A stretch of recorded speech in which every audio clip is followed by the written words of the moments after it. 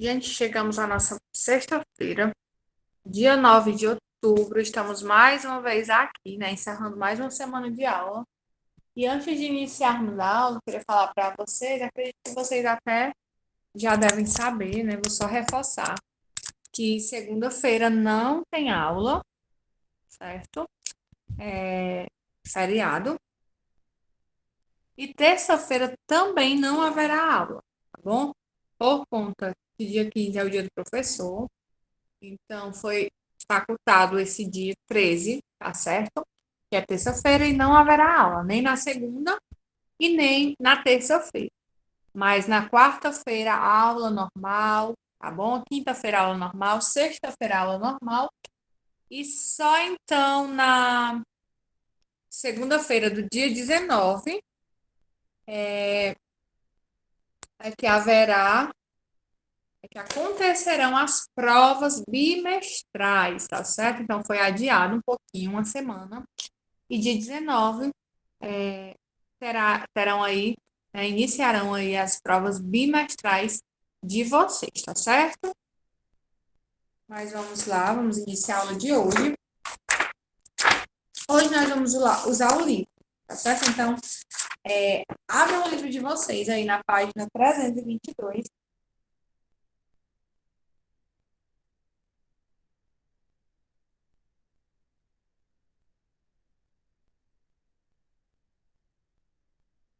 Página 322 do livro didático.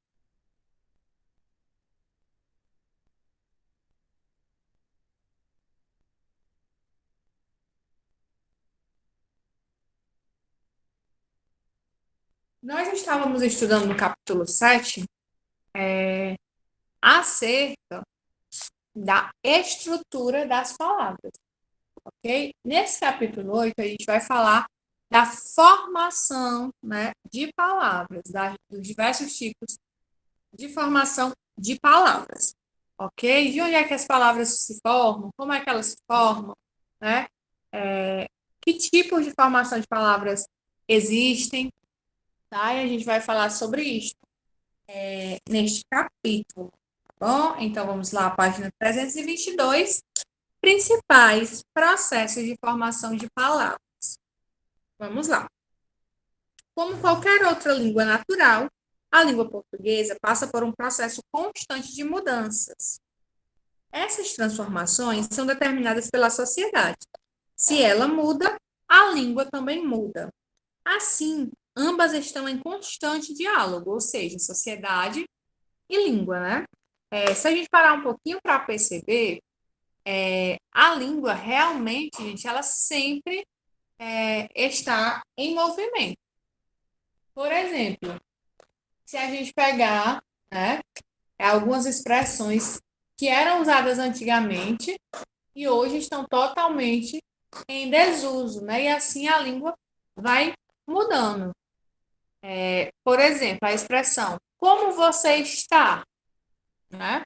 É uma expressão atual, mas como é que a gente diz, né? Na maioria das vezes.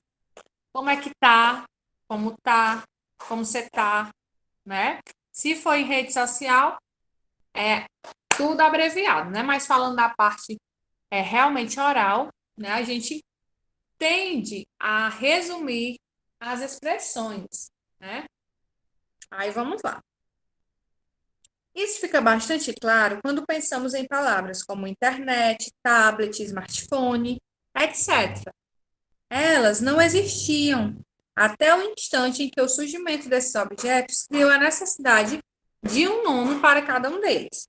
Por esse motivo, podemos dizer que as mudanças sociais se refletem na língua, que cresce a partir da criação das palavras. Enquanto não forem dicionarizadas e fizerem parte oficialmente do vocabulário da língua, essas palavras são chamadas de neologismo, certo? Então, nesse parágrafo aí fala o quê? Que algumas palavras, há algum tempo atrás, não existiam. Por que não existia? Porque, por exemplo, se alguns anos atrás não existia o tablet, para que é que existia a palavra tablet se não tinha um objeto, né, com esse nome, se não existia o tablet? Até que foram criados os smartphones, os tablets, a internet, e surgiu a necessidade de ter um nome, como tudo no mundo, né, gente? Tudo no mundo tem um nome. Então, esses nomes são criados. É por isso que o texto diz que a língua está em contato direto com a sociedade, né? À medida que a sociedade vai mudando, a língua vai mudando também. Outra informação aí interessante, importante para vocês ficarem atentos, os neologismos, né? Não sei se vocês já conheciam, já sabiam que era neologismo, acredito que algumas pessoas já conheciam, mas são palavras, né? São palavras novas. Enquanto as palavras elas não são colocadas no dicionário, né? Enquanto elas não fazem parte oficialmente da língua portuguesa, as palavras são chamadas de neologismo, ou seja, nova palavra. Então, até que uma palavra ela seja oficialmente, né, colocada na língua portuguesa, ela é chamada de neologismo. Ok? Aí vamos lá. Mas atenção, com o tempo, palavras velhas podem ganhar novos significados, sendo também consideradas neologismos. É o que ocorre hoje com o verbo abalar, por exemplo. Além dos sentidos tradicionais, hoje esse verbo significa causar boa impressão, chamar a atenção das pessoas. Exemplo, essa maquiagem que você fez está abalando.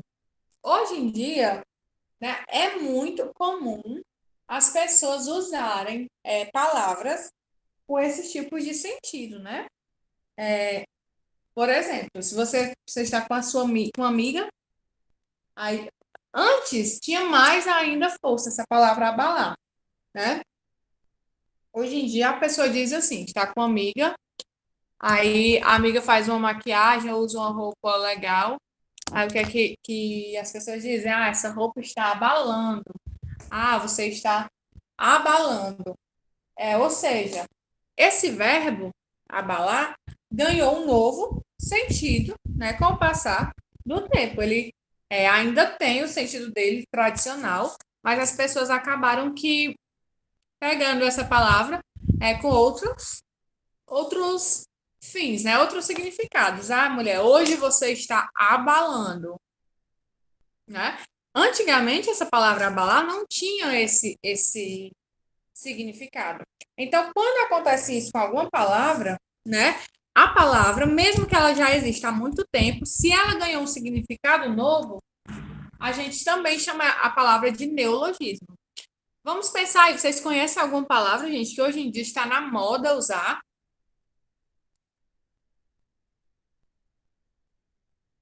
Que ela não tinha esse significado e que hoje em dia tem um significado. Como, por exemplo, além da palavra abalar, a palavra babando, né? Hoje em dia, a gente. Hoje em dia não, há muito tempo até. A gente usa a palavra babando como, né? Fulaninho tá babando o patrão. Beltraninho vive babando tal pessoa, né? A gente usa bastante essa palavra.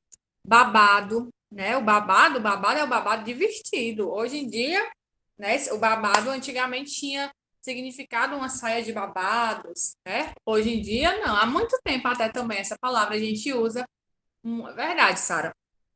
Usamos bastante essa expressão. Ai, mulher, essa tua roupa tá babado, né? A gente fala assim, as meninas principalmente. Mulher, tá babado esse teu look.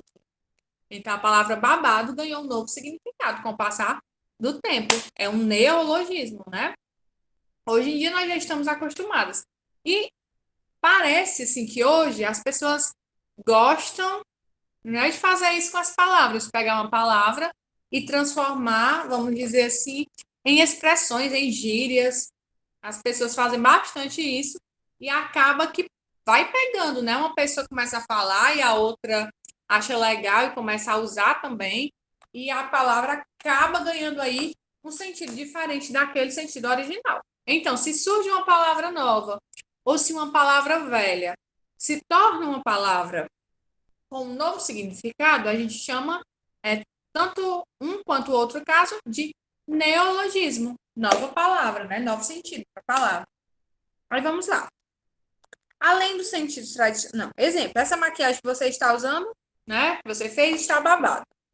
Ou está abalando, desculpa. Agora leia a tirinha abaixo. Alô, bombeiros. É que um menino foi mordido no braço por um cachorro. O animal é de raça, está com coleira? Não sei, não sei. Está com raiva? Qual porte? Não sei. Espera. Toma o telefone. É para você. No último quadrinho, encontramos a palavra telefone. Veja a sua estrutura. Tele, de longe, fone, de som. A criação dessa palavra é atribuída ao inventor inglês, ao escritor, ao inventor inglês Alexander Graham Bell. Em 1849, justamente para dar nome à sua mais nova invenção.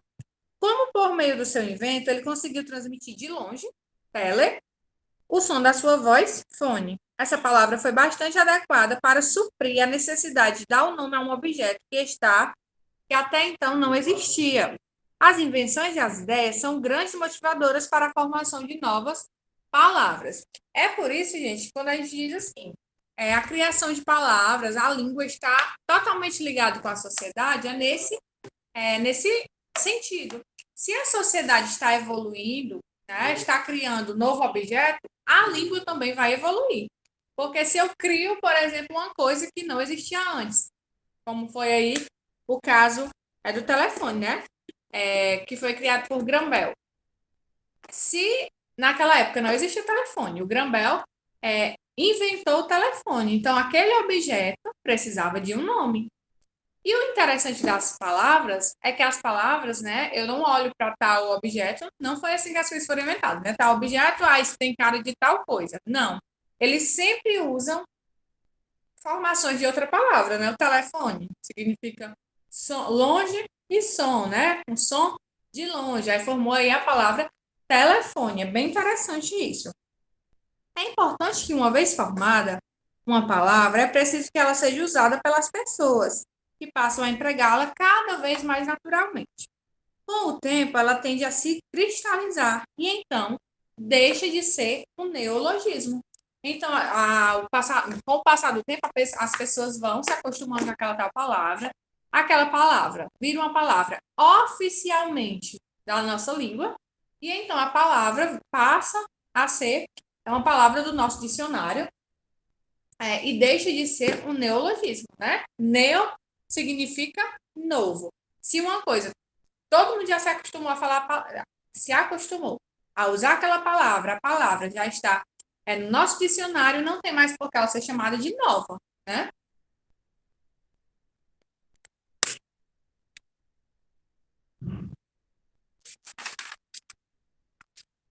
Aí vamos aí ver um outro tipo de criação, de formação de palavras, né? Que é, no caso aí da página 323, a derivação. A derivação é um dos processos de formação mais produtivos. Consiste na criação de uma palavra a partir de outra, né? No caso, a primitiva. A derivação pode se dar de quatro diferentes formas: por prefixação, por sufixação, por prefixação e sufixação e por parassíntese. Vamos lá. Então, como vocês já estudaram, né, as palavras derivadas, elas vêm, né, elas derivam das palavras primitivas. Então, algumas palavras são formadas, né, pelo processo chamado de processo de derivação. E esse processo de derivação, ele se deve ou à prefixação, ou à sufixação, ou à prefixação e sufixação, ou à parassíntese. Aí a gente vai ver a diferença de cada um desses, tá bom? Por prefixação. É quando acrescentamos um prefixo ao radical, como em desaconselhar, inútil, prever, desfaz, reler e anormal. Então, se a gente pega a palavra primitiva e acrescenta um prefixo a ela, a gente chama aquela palavra ali, a gente diz que aquela palavra se formou por derivação. Derivação de que tipo? Prefixação. Por sufixação, é quando acrescentamos um sufixo ao radical da palavra. Motorista, cozinheiro, atualmente, jardinagem. Aí, nesse caso, já acontece o contrário. A gente pega a palavra primitiva e acrescenta ao radical dela um sufixo, certo? Então, essa palavra é chamada ela foi formada por derivação. Esse conteúdo, gente, é um conteúdo bastante tranquilo também. Então, se cai na prova, por exemplo, né? Óbvio que não vai cair nessa prova agora, vai ser só na prova do final do ano. Mas o que é interessante vocês saberem? Os tipos de derivação das palavras. Você observar a palavra e você conseguir identificar qual tipo de derivação, qual tipo de formação aquela palavra teve. É um neologismo? Foi formada por derivação? Certo? O outro tipo de derivação são palavras por prefixação e sufixação. É quando acrescentamos um prefixo e um sufixo ao radical. Nesse caso, ao tirarmos um ou outro, teremos palavras diferentes. Observe: infelizmente, deslealdade, readaptação, desconstrução, etc. Nesse caso, é bem simples de entender. Na prefixação, eu tenho um prefixo. Na sufixação, eu tenho o sufixo. Na derivação, por prefixação e sufixação, eu tenho os dois. Vamos pegar aqui uma palavra. Por exemplo, a palavra aqui, desconstrução. Nós temos aí as duas, né, coisas, o prefixo e o sufixo. Mas se caso eu tiro esse des, que é o prefixo, e deixo apenas a palavra construção. Essa palavra vai passar a ser o quê? Ao invés de ser uma palavra derivada por prefixação e sufixação, ela vai passar a ser uma palavra apenas derivada por sufixação, né? Aí vamos lá. Por parassíntese. Acrescentamos um sufixo e um prefixo ao mesmo tempo. As palavras formadas por parassíntese quase sempre são verbos e têm como base o substantivo ou um adjetivo. Empobrecer, enlouquecer, desmaiado, enraivecer. É bem parecido aí com o processo de prefixação e sufixação. Vamos ver a diferença, tá, gente? A diferença é que, por exemplo, nas palavras derivadas por prefixação e sufixação, se você tirar um dos dois termos, a palavra ainda vai fazer sentido. Por exemplo, na palavra aqui, infelizmente, se a gente tirar o prefixo, a palavra vai continuar com sentido, vai continuar felizmente, vai ter sentido. Se eu tirar o mente, vai ficar infeliz, vai continuar com sentido. Já para a síntese, você não pode tirar dela nem o prefixo nem o sufixo, né? Por exemplo, existe a palavra enlouquecer? Não existe, né? Ou existe a palavra enlouquecer, enlouquecido, louco, mas enlouquecer não existe. Então, essa é a diferença da parassíntese para a prefixação e sufixação. Ok? Entendido, pessoal? Essa parte aí da derivação é simples, né, de entender?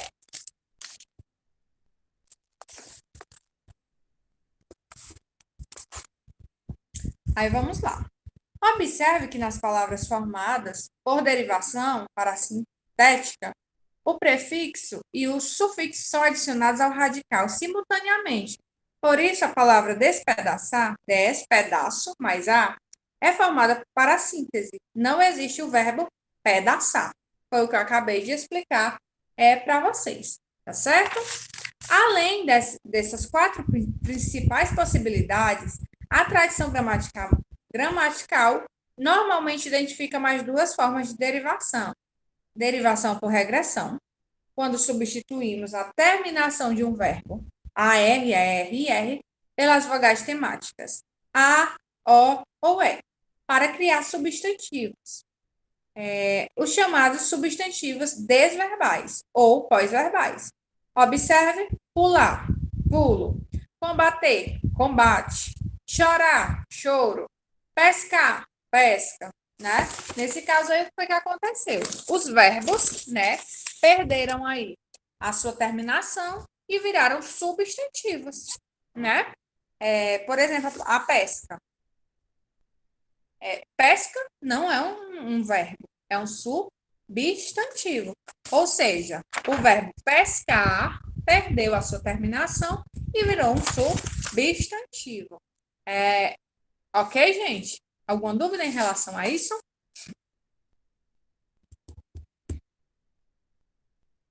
Acredito que não, né? Esse processo de derivação é chamado de regressivo, porque é mais comum criarmos verbos a partir de substantivos ou adjetivos e não o inverso. Há uma infinidade de verbos formados dessa maneira, como discar, disco, telefonar, telefone, ancorar, âncora. Aí nós temos também aí a derivação imprópria. Mudamos a classe de uma palavra, por exemplo, a palavra verde é originalmente um adjetivo. Paula tem olhos verdes. Mas o verde é uma cor que me atrai. Funciona como substantivo. Então vamos lá. A derivação imprópria é quando eu pego uma palavra que é de uma classe gramatical e em algum contexto eu transformo essa palavra, né, em uma palavra de outra classe gramatical. Por exemplo, a palavra olhar. Olhar originalmente é classificada como que classe gramatical, gente? Olhar. É o que? É um substantivo? É um verbo? É um adjetivo? A palavra olhar.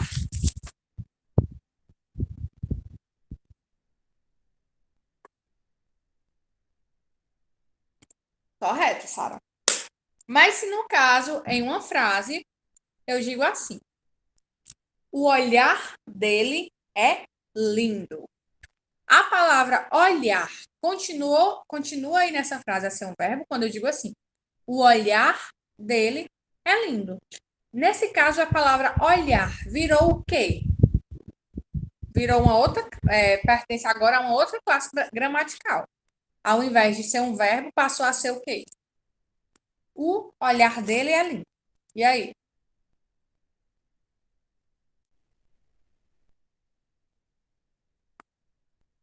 Passou a ser substantivo, né? Acompanhado aí do artigo o. O olhar dele é lindo. O olhar passou a ser substantivo. Então, a gente chama isso de derivação imprópria, tá? É quando uma palavra de uma classificação gramatical é classificada como sendo um verbo, por exemplo, e passa, em alguns contextos, a ter uma outra classificação. A gente chama isso de derivação imprópria, ok? Como você pode notar, esse último caso não se configura verdadeiramente como um exemplo de derivação, pois não há a criação de palavra a partir de uma já existente. Não ocorrem mudanças na estrutura da palavra. Nesse caso, palavras de uso corrente apenas são empregadas em contextos diferentes do normal. Então, por isso o nome, né? Imprópria. Não quer dizer que realmente derivou. Por exemplo, quando eu digo assim, vou olhar se ela. Vou olhar se ela já chegou, né? Vou olhar esse mar lindo. Nesse caso, então é a palavra olhar. Aí, se eu digo o olhar dele é lindo, a palavra, a estrutura da palavra, a forma de escrever a palavra, mudou, gente, nos dois contextos? Quero olhar o mar a tarde inteira. O olhar dele é lindo. A palavra olhar mudou a estrutura, alguma coisa? Foi acrescentada alguma coisa? Se escreveu é diferente?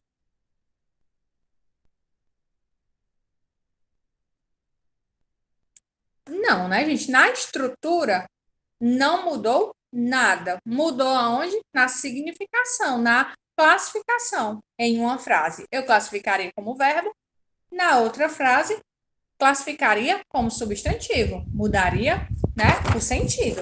Exatamente. Mas a estrutura, quando eu falo de estrutura, eu estou falando da palavra em si, não mudou. Então, por isso, né, que é chamada aí de derivação imprópria, porque não é bem uma derivação na estrutura, né?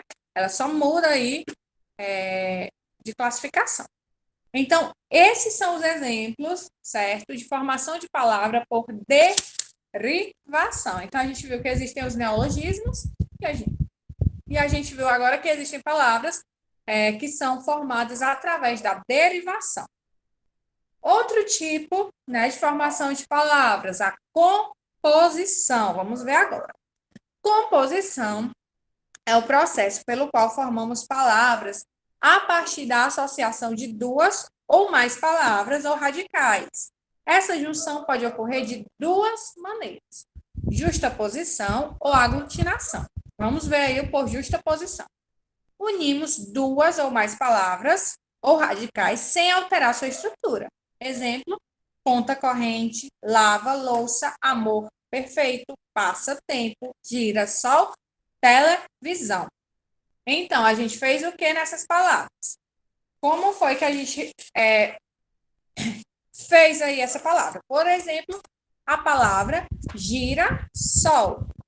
A gente mudou alguma coisa na palavra, a gente tirou alguma coisa? Não, a gente pegou a palavra gira e a palavra sol e juntou. Ficou girassol.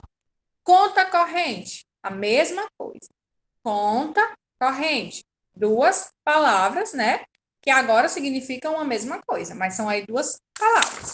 A conta corrente. Então, isso a gente chama de composição, né? Por justa posição. Decorem não, né? Aprendam, circulem, é isso aí. Justa posição. A gente pega duas palavras ou mais, junta e forma outra palavra. Porque a palavra conta, né, em outro contexto, pode significar outra coisa. Eu tenho uma conta naquela loja, sei fazer contas, sou muito bom em contas, corrente da mesma forma, mas quando a gente junta a conta e a corrente, né, a gente tem um novo significado, mas a gente não mudou a palavra. Já na composição por aglutinação, nós unimos duas ou mais palavras, ou radicais, alterando a sua estrutura. Exemplo, aguardente. Conseguem, gente, perceber a diferença da aguardente para, por exemplo, a conta corrente? Qual é a diferença aí? Por que é que a aguardente ela não seria por justaposição? Se a gente sabe que é a junção de água com ardente. Por que é que não é por justaposição e sim por aglutinação? Vocês conseguem perceber? Ou não?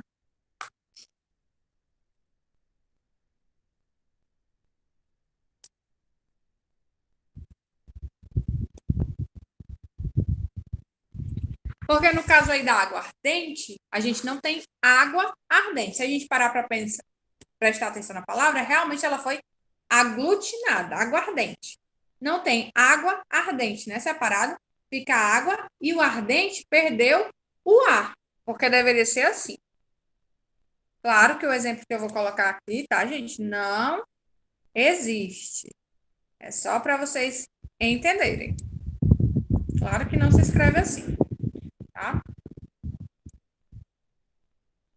Se no caso fosse assim, como eu coloquei aí no chat, né? Se escrevesse assim, água ardente separado, aí sim seria por justa posição. Mas quando acontece isso, as duas palavras elas realmente são aglutinadas.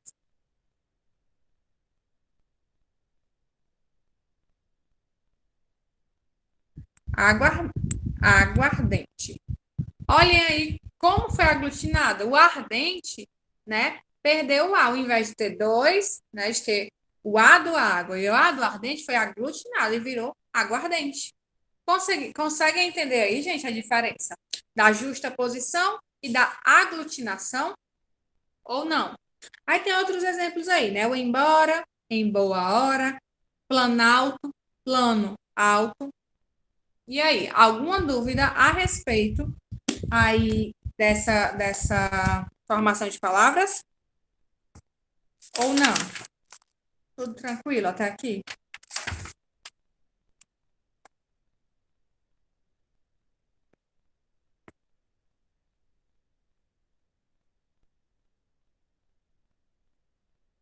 Eu acredito que deu para entender, né?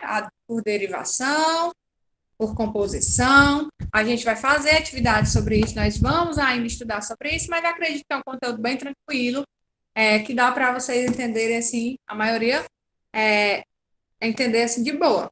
Acho que todo mundo entende, entendeu, né? Pessoal, coloquem aí o número de vocês no chat, por favor. Já quero desejar a vocês um bom fim de semana, tá certo? Um bom feriado, certo? Cuidem-se, fiquem com Deus até quarta-feira. Bom descanso para todos vocês, tá? Beijos e tchau.